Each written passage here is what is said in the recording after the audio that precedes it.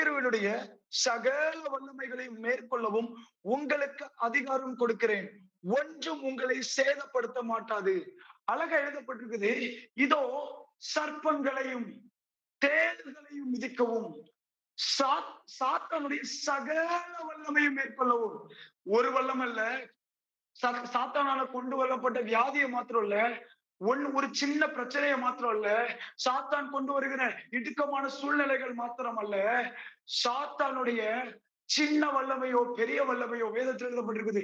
சகல வல்லமைகளையும் மேற்கொள்ளவும், எல்லா வல்லமையும் மேற்கொள்ளவும் உங்களுக்கு அதிகாரம் கொடுக்கிறேன். அடுத்த லைனு இப்படியாக எழுதப்படவில்லை. ஆனா உனக்கு பாதிப்பு இருக்கும். ஆனா உனக்கு நீ போய் வெளியே போய் பேயை விரட்டுவ, அந்த பேய் உன் காலை கடிச்சு வைக்கும். எழுதப்படல. நேத்து ஊழியம் போயிட்டேன், இன்னைக்கு எனக்கு வயிறு வலி வந்துருச்சு, காரணம் பிசாசு. சாரி, நீங்க ஏதோ ஒண்ணு தப்பா புரிஞ்சுக்கிட்டு இருக்கீங்க. ஏன் சொல்றாரு, ஒன்று உங்களை சேதப்படுத்த மாட்டாது. ஒன்றும் உங்களை சேதப்படுத்த மாட்டாது. தெளிவா வசனத்தில் எழுதப்பட்டிருக்குது. நீந்தாப்பா அவனை மிதிப்ப, அவன் ஒண்ணு மிதிக்க மாட்டான். நீந்தா அவனை மிதிப்ப, அவன் ஒண்ணு தொட முடியாது. நீந்தா அவனுடைய கிரியைகளை அழிப்ப, வானத்திலிருந்து சத்துரு மின்னலை போல விழுவான், அவன் ஒண்ணு தொட முடியாது.